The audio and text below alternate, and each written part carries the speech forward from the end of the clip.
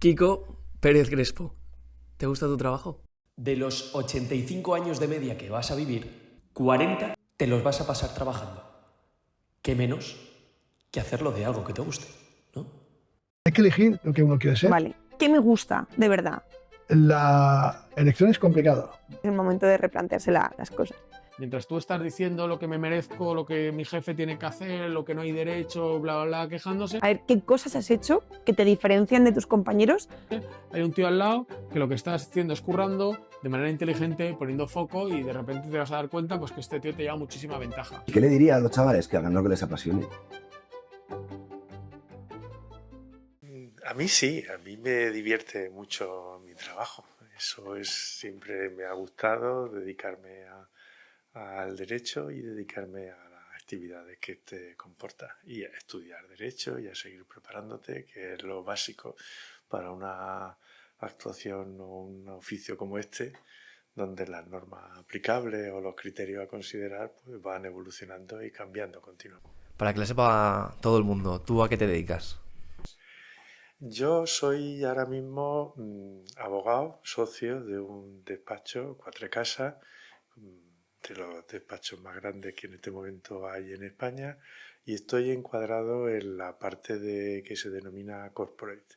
Yo me dedico a asesoramiento legal a empresas, secretarios de consejo.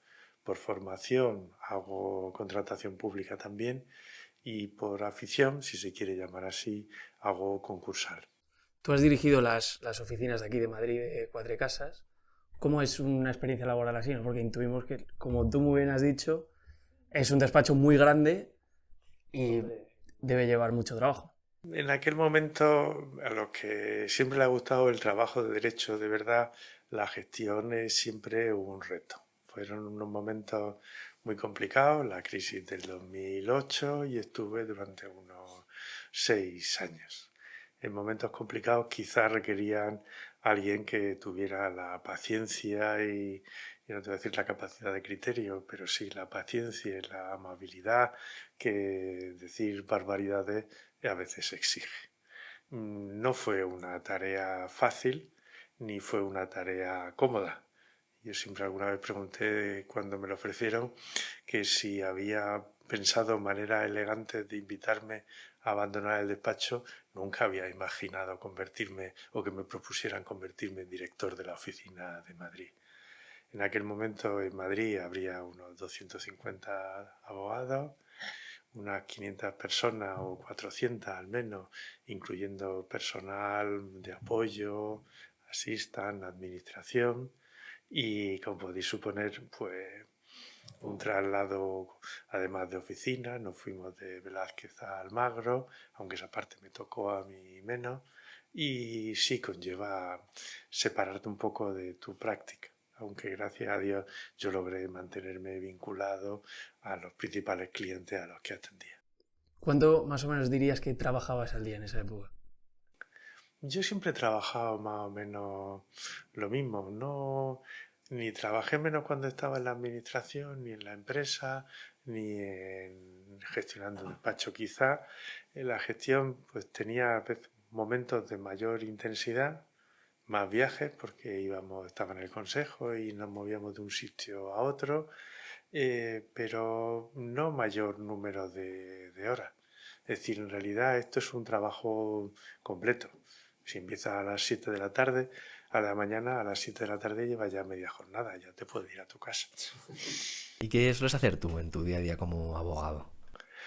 Yo en este momento soy secretario de 4 o 5 compañías, y entonces pues ahora mismo me ocupo de la Secretaría del Consejo, lo cual significa pues preparar las reuniones que exige la vida societaria, tanto de Consejo como de Junta General, resolver las dudas que se pueden plantear en asistencia a esos órganos, y a veces planificar alguna actividad.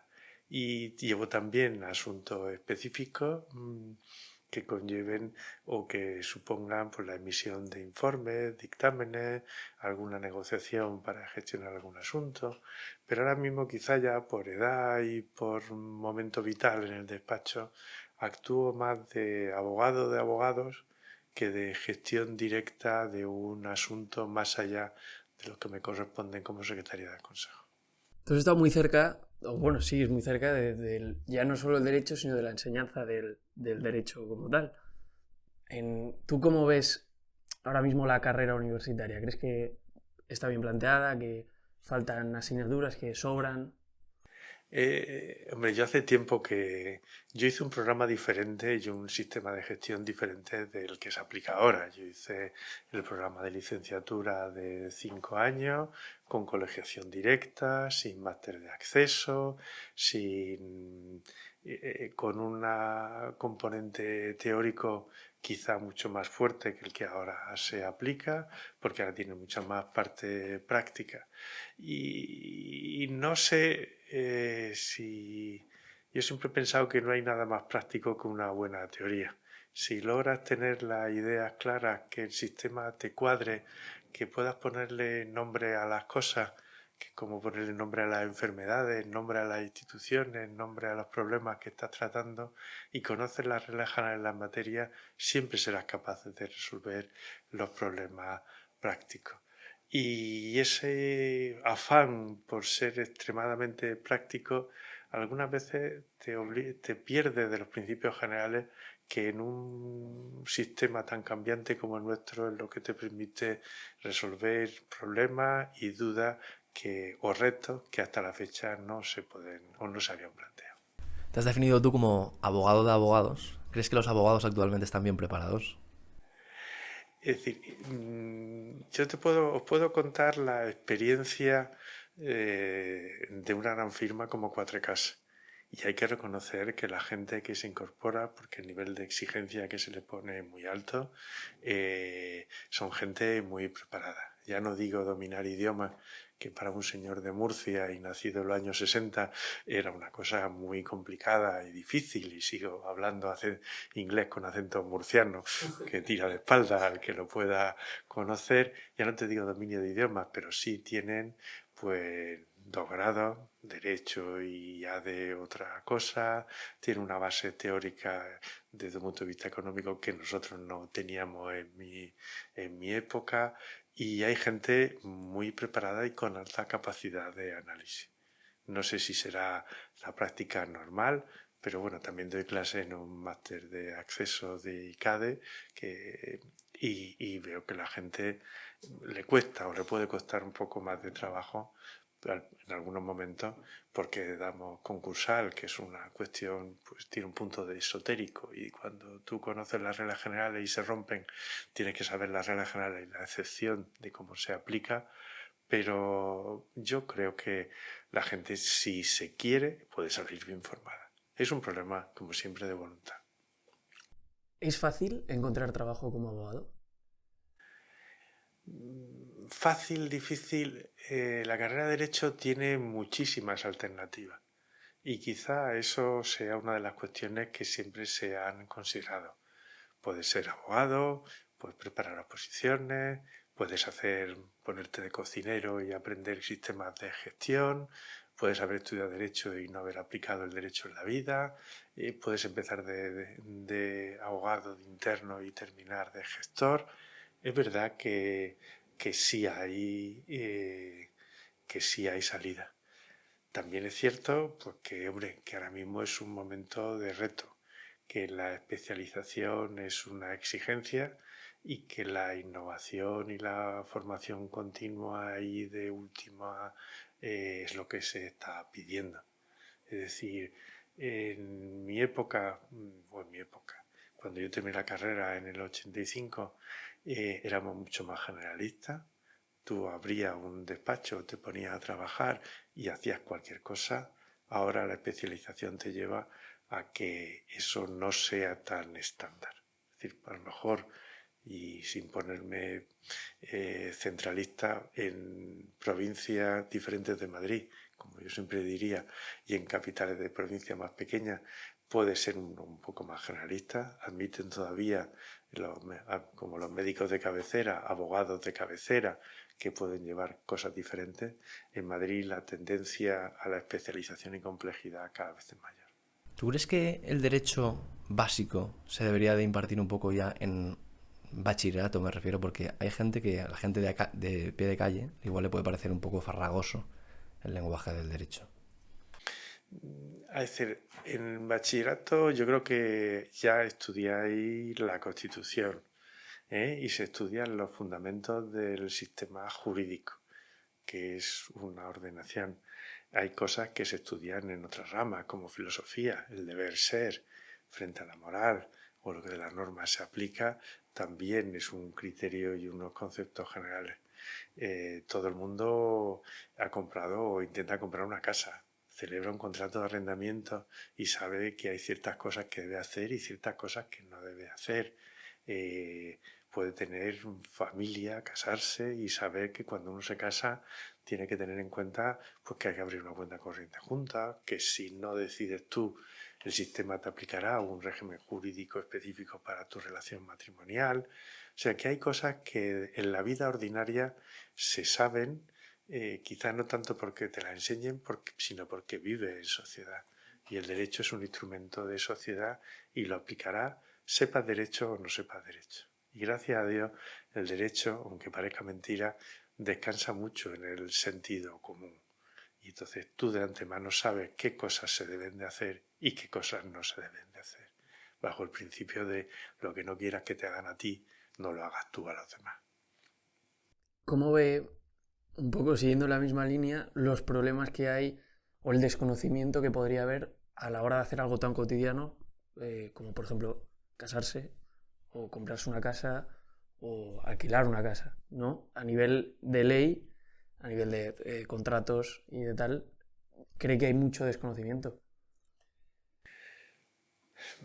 Hombre, quizás yo me muevo en un universo donde todos saben derecho o todos han estudiado derecho y lo veo de manera mucho más natural. Pero todos saben pues, que comprar una casa significa te dan algo a cambio de un precio.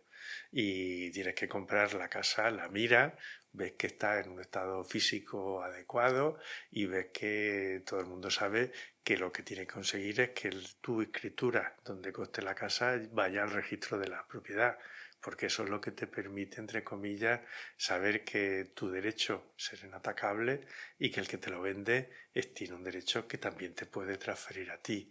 Quizá esos conocimientos básicos... Yo nací en Murcia, viví en Murcia y vi, siempre puedo contar el mismo ejemplo. Yo la primera operación que yo vi fue, mi padre tenía una finca de limones pequeñica y la acompañé cuando estaba en primero de Derecho, había estudiado Derecho Romano, a ver cómo hacía la primera venta de limones que hacíamos.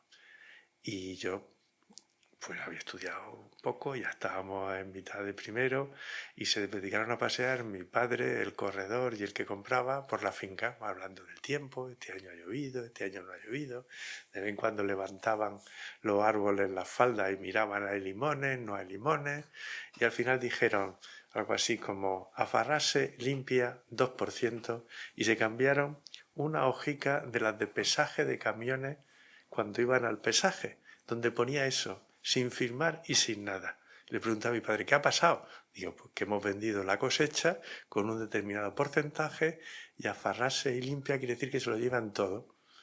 Dije, y esa fue mi primera experiencia. Y te puedo asegurar que mi padre sí era abogado, pero que el corredor y el que compraba no eran abogados y sabían perfectamente lo que estaban haciendo todos los que estaban allí. A tu parecer, ¿cuáles son las cualidades que tiene que tener un buen abogado? Un buen abogado pues tiene que tener, yo creo que sentido común, capacidad crítica frente a la situación que se le enfrenta e imaginación. Los mejores abogados son aquellos que son capaces de, como se dice ahora, pensar fuera de la caja. Es decir, aproximarse a los problemas desde un punto de vista o desde un punto que normalmente no se hace. En eso consiste la innovación en el mundo legal. Significa resolver problemas que son los mismos de siempre, aplicando soluciones nuevas. Aparte de una base técnica. Si no tienes la base técnica, es como si vas al médico. Podrás saber que este señor está enfermo, pero no sabes qué es lo que le duele ni podrás imaginarlo. ¿Preparas opositores, ¿no?, que se están formando para ser abogado del Estado, ¿no? ¿Qué es exactamente ser abogado del Estado? ¿Qué hace un abogado del Estado? El abogado del Estado es el abogado que trabaja para la Administración General del Estado. Es decir, la personificación, en plan cursi, la personificación jurídica interna del abogado del Estado. El abogado del Estado es el que defiende a la Administración pues cuando en un contrato no le pagan y tiene que hacer alguna cosa, o el que asesora en el ámbito cuando tiene un pleito la Administración, o el que le asesora a la Administración intentando que las cosas se hagan bien. Pueden no son los grandes problemas, pero un abogado del Estado pues defenderá, si hay un trozo de monte común o de monte de la Administración, pretenderá defenderlo y pretenderá que a la Administración no se le engañe. Y por tanto la asesora como una empresa. Tiene unas posiciones, si quiere, singulares, porque tiene ciertas, entre comillas, especialidades en su defensa y tiene ciertas especialidades en la formación de la voluntad. No asesora, pero asesora como se asesorara a un ministerio, como asesorar a una persona jurídica y a la de administración. Tú debes de decir aquello que se puede hacer o no hacer dentro de la legalidad. Y luego, como cuando asesoras a una empresa, tú asesoras y a veces te hacen caso o a veces no te hacen caso. Y por tanto tienes que ayudarle a salir del embrollo si es que no te han hecho caso. Las oposiciones para ser abogado del Estado tienen fama de ser muy duras. ¿Por qué? Son unas oposiciones de un contenido exigente, tanto en cuanto al número de temas, son 480, el Estado, menos casarse, prácticamente hace de todo, tanto en el ámbito privado como público, tiene 2 ejercicios orales, de una parte de la pública y otra parte privado, y 2 ejercicios prácticos de 10 horas, más un idioma. 10 horas. 10 horas. Cada ejercicio práctico, ¿no? Que entendemos que vendría a ser un caso práctico, ¿no? Caso práctico, y tú te dan 10 horas, desde 10 de la mañana a 8 de la tarde, y tú tienes que resolverlo y escribirlo. O sea, para cada caso 10 horas. Sí. Lo cual quiere decir que se exige una formación bastante integral, en muchas ramas del derecho, quizás eso es lo que le caracteriza más, y no basta con un mero conocimiento técnico, sino también teórico, sino una aplicación práctica. Y por tanto, como todo, es verdad que se enseña la técnica de resolver casos prácticos, pero esto, por mucha técnica que te enseñen y por mucho problema complejo que se pueda resolver en trocitos de problemas, tienes que tener una mínima conocimiento y criterio para resolverlo, y a veces se puede disparatar mucho en un caso práctico. ¿Cuántos años tarda de media una persona en poder superar las oposiciones de abogado del Estado? Es muy difícil establecer media. Como son 2 ejercicios, sí se puede decir que conocer el problema, la parte teórica, te exigiría como mínimo, si funcionamos por cursos escolares, 2 cursos escolares, 2 de septiembre a septiembre, es lo que te llevaría, entre comillas, dar una vuelta integral más o menos sensata al programa. Lo cual, con eso ya, a partir de ahí, depende mucho de cuándo caigan las convocatorias. Siempre depende un poco de la suerte, que te salga la letra que te cuadre con lo que tú estás estudiando para que la diferencia del primero y el segundo examen sea adecuado, y siempre un poco de suerte. Es decir, al principio, examinarte la primera vez es una aventura. Entonces uno va a disfrutar de la aventura, que te pueden dar hasta en el carnet de identidad con un poco de suerte, pero uno va con cierto espíritu aventurero. Luego ya, si te suspenden una vez y lo pruebas por segunda vez, están convocándose de año en año, lo cual te da un poco idea de que pasas de 2 a 3 o a 4 en función de cuando te caiga la primera convocatoria. Ya vas con mayor responsabilidad, mayor autoexigencia, y por tanto a veces pues mucho más agarrotado y más pensando que uy, ¿qué estoy haciendo? ¿Qué 3 consejos le darías a un futuro opositor de abogado del Estado? para ser un buen abogado, un buen opositor en general, yo siempre diría lo mismo.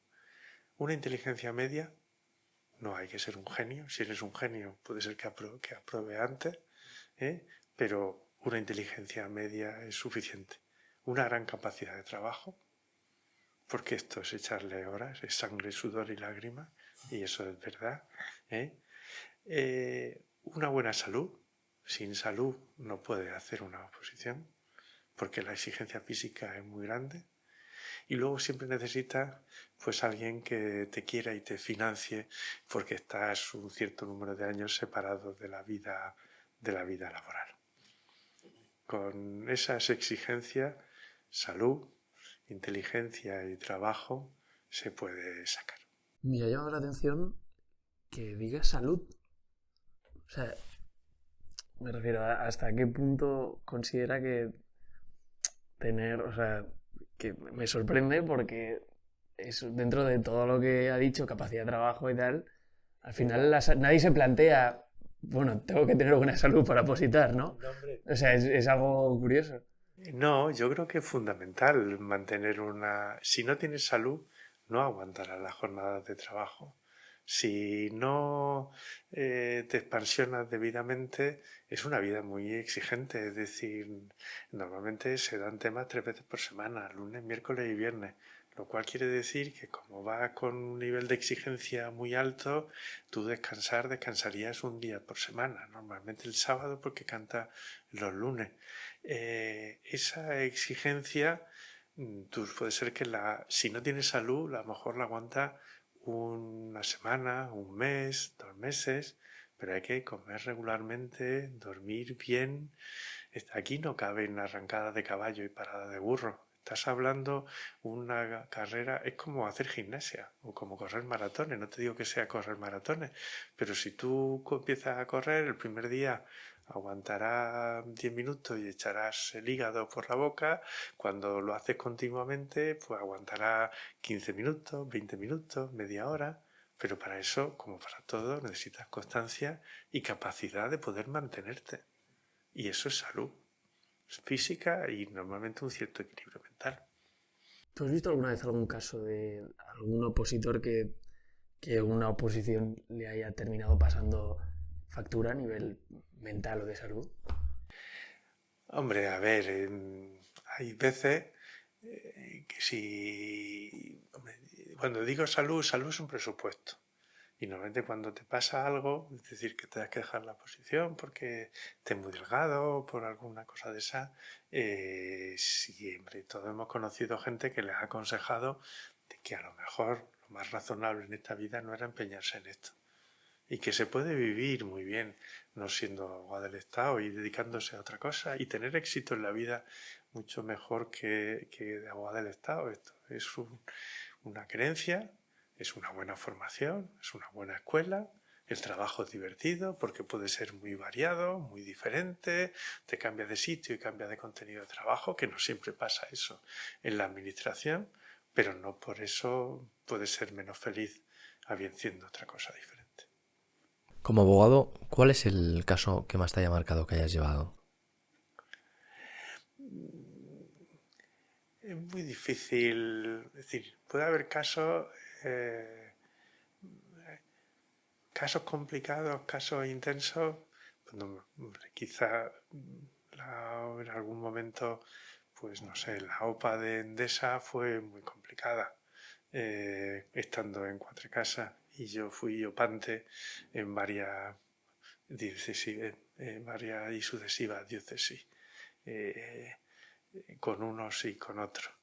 Y fue una operación muy intensa, muy larga, con muchos sinsabores y con distintos niveles de esfuerzo. Y luego en la administración pues estuve llevando procesos concursales muy grandes y muy divertidos, desde una quiebra de miocirugía de Ponferrada hasta suspensión de pagos de galería, FESA en FERSA, en la PSV, o posteriormente alguna reestructuración muy grande y complicada, o iniciar un proyecto desde el principio como una licitación a una concesión pública, haber sido subsecretario y ahora tener preparada la extinción de la concesión. Quizás que uno lleva ya muchos años y por tanto he podido tener desde la licitación hasta la concesión. Pero todos los asuntos tienen su aquel y tienen su puntillo a veces de innovación, de novedad. Yo hice un usufructo sobre unos transpondedores de un satélite como una medida de garantía en una inversión de unos americanos y quedaron todos muy sorprendidos, pero aquello funcionó. Y ahora llevando un poco el tema al ser abogado en general, sobre todo penalista, porque cuando estábamos preparando esta pregunta teníamos la duda, ¿no?, de un abogado cuando se enfrenta a defender a alguien que ha hecho algo muy malo y que sabe que es culpable. ¿Cómo gestiona esa situación moral? Yo creo que todos tienen constitucionalmente derecho a la defensa y por tanto tú estás dándole servicio en un derecho determinado y cumpliendo tu función. Yo, gracias a Dios, de la cosa que nunca me ha gustado es el derecho penal. Y eso he de decirlo de antemano. Y he hecho muy poquito derecho penal.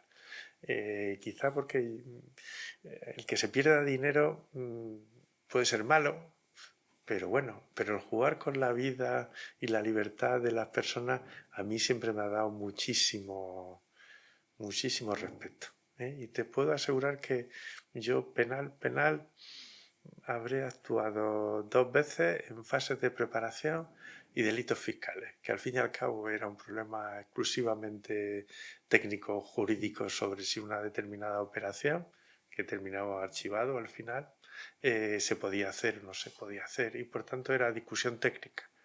Pero nunca he hecho penal y nunca me ha gustado. No me siento nada cómodo con estos temas, con esas cosas. Hace unos días conocíamos aquí en España una noticia de que se ha inhabilitado al fiscal general de España. ¿Cómo de grave es? Que el fiscal general del Estado que defiende la legalidad sea objeto de una condena penal es una crisis institucional muy relevante. Que lo haya sido en su condición de fiscal general todavía en vigor, pues posiblemente acentúe ese nivel institucional. Las razones y no razones, pues hasta ahora solo sabemos el fallo del contenido de la sentencia, el fallo, pero no el contenido de la sentencia. Será interesante ver cómo se aprecia o no se aprecia los hechos que se le puedan imputar y cómo estos resultan acreditados sin prueba directa por prueba de presunciones. Pero vamos, habrá todavía discusión técnico-jurídica para el rato. Tú, por ejemplo, a la hora de gestionar un caso, ¿siempre intentas buscar un acuerdo entre ambas partes o prefieres o no te disgusta la idea de ir a juicio? A ver, yo soy abogado de asesoramiento, o me dedico al asesoramiento básicamente, no de pleito, lo cual ya te da una pista de mi opinión que os tengo que decir.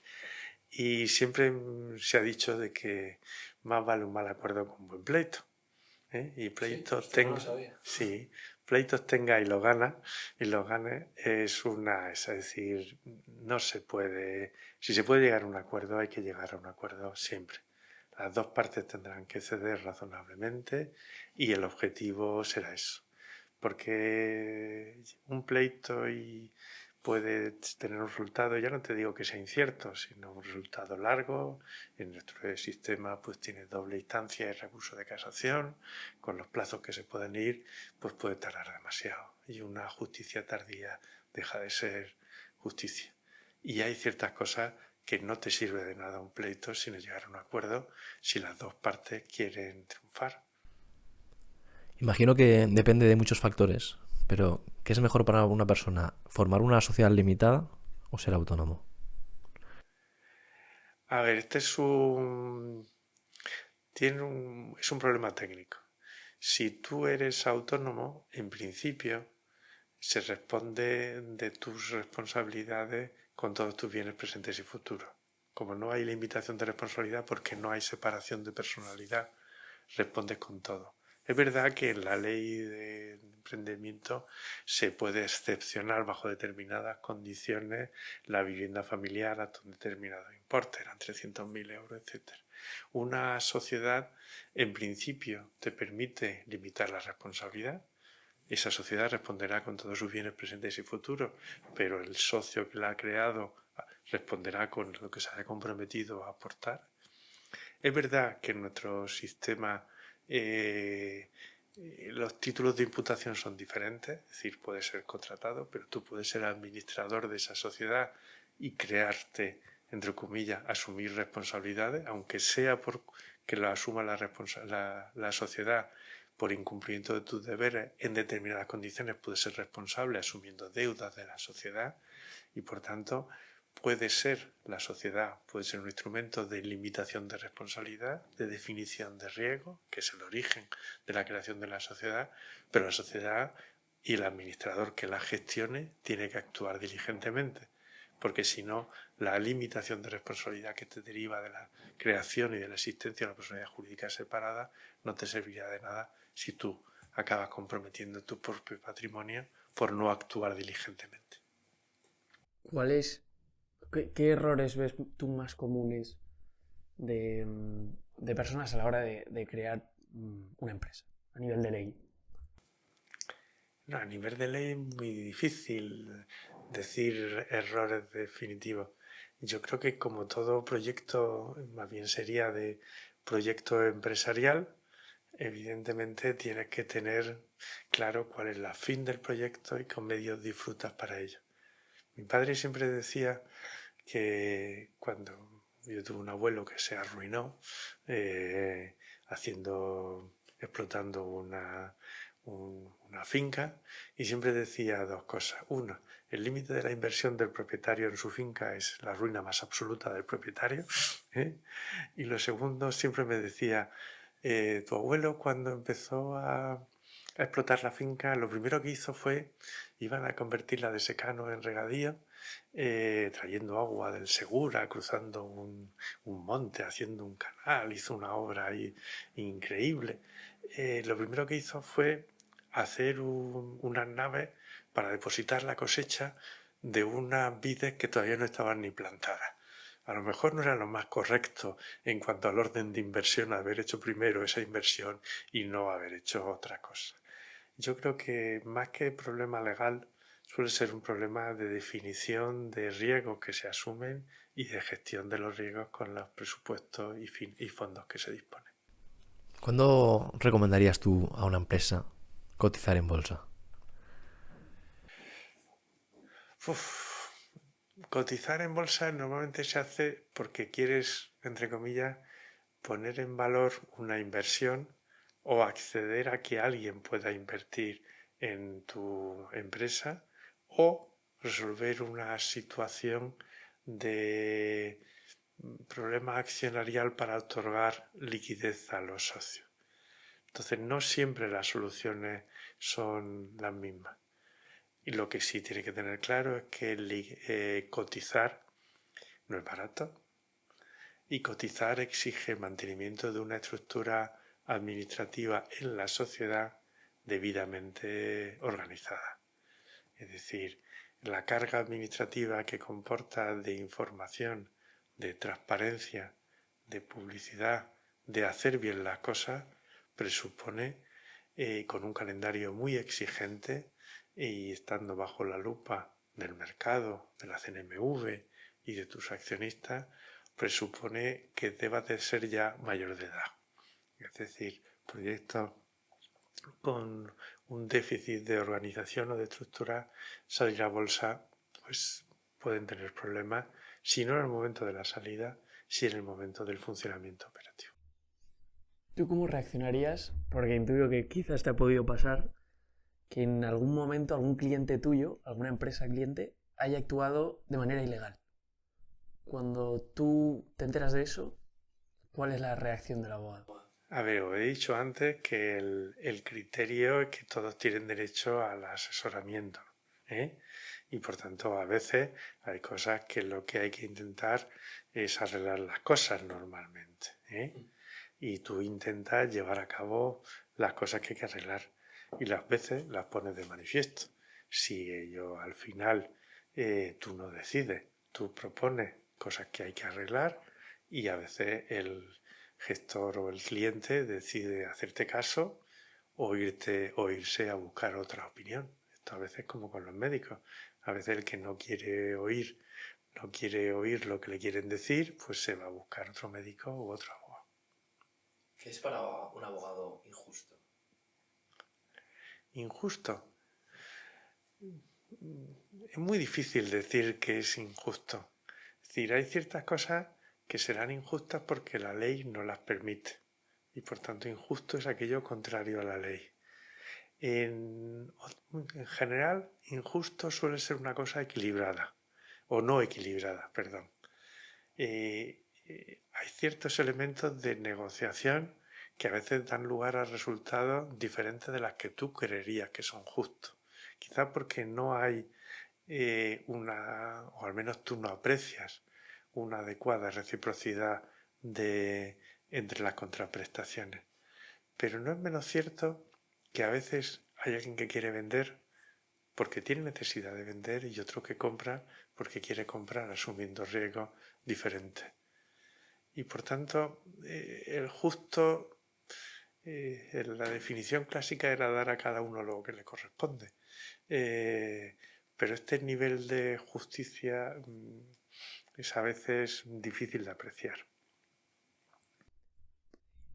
Kiko, tú estuviste, bueno, eres abogado del Estado desde el año 90, ¿no? Y yo aprobé las oposiciones en 17 de diciembre del 87 y empecé a trabajar el 1 de marzo del 88. Tú justo... O sea que no habíais nacido ninguno. No. Nos quedaba, bueno, al menos a mí me quedaba bastante. Vives, o sea, en la ley sobre todo de una España que viene de muchísimos años de dictadura. En aquella época yo soy de la democracia, es decir, yo empecé... O sea, tú ya empezaste... Y yo estudié en el 80-85, no me hagas tan viejo, por favor, la Constitución del 78. Yo sí recuerdo, entre comillas, la transición. Mi padre era político y fue diputado en las primeras elecciones constituyentes y senador en las siguientes. O sea que yo recuerdo haber acompañado a mi padre en sus mítines iniciales, cuando se votó el referéndum, que yo era un criajo, pero fui con él en el coche y yo de hecho mantenía una colección de pegatinas y carteles de partidos políticos en aquella época, donde mi padre siempre decía que algún día me iban a dar de bofetada por dedicarme a quitar carteles de las paredes para guardarlos porque ese no lo tenía. Es verdad que esos carteles luego se los quedó mi padre y terminaron en una exposición sobre la transición una vez medianamente restaurados aquellos que teníamos nosotros. Sí. Pero quizá como era muy pequeño para saber si era una cosa o la otra. Lo que yo sí recuerdo de aquel momento era pues que era un momento muy ilusionante. Todavía recuerdo el meeting de Felipe González en las elecciones del 82 en la Condomina, que estaba hasta arriba. Eso lo recordaré siempre. Y la gente, yo creo que había una voluntad de intentar llegar a acuerdos o de hacer las cosas porque había muchas cosas que superar. Justamente se cumplen 50 años de la Constitución española. ¿Crees que 50 años de la muerte de Franco. del 78, perdón, es verdad. Se cumplen casi 50 años de la Constitución española. ¿Crees que se debería de renovar? A ver, hay dos cosas básicas. Uno, la Constitución siempre se renueva y se llama un fenómeno que se estudia que se llama mutación constitucional, que es tanto como que sin cambiar la letra de la ley se van incorporando opiniones y creencias que antes a lo mejor no se tenían. La Constitución americana se ha modificado muy poco y en cambio ahí caben cosas muy sorprendentes. Bajo la tesis de algunas de las opiniones pues se puede analizar supuestos que son inimaginables en aquel momento. Entonces la tesis de que de que hay ciertas cosas que se puedan o no cambiar. Abrir la caja de los truenos siempre es muy discutible. Y la estructura actual de la Constitución yo creo que básicamente está dando razonables resultados. Establece unas reglas de juego que son muy amplias, que permite flexibilidad y que permite, entre comillas, mantener tanto la concordia como los principios de solidaridad interna entre las personas y entre los territorios, si se quiere aplicar. Kiko, ya para terminar siempre hacemos la misma pregunta. No tiene nada que ver nunca con vuestro historial laboral. Si tú tuvieras ahora mismo un hijo de 18 años que se estuviera planteando qué hacer con su vida, a qué dedicarse, ¿qué consejo le darías? Quisiera algo que le gustara y que hiciera lo que hiciera, lo hiciera con el entusiasmo y la dedicación que un proyecto de vida requiere. Claro y conciso. Sí, señor. Pues Kiko, muchas gracias por todo. Muchas gracias a vosotros. Estamos seguros que tus consejos y tus palabras habrán ayudado a futuros abogados. No se trata de consejos, uno cuenta los consejos que da en la vida que ha llevado o lo que pueda ser. No se trata simplemente de poner de manifiesto lo que se ha hecho.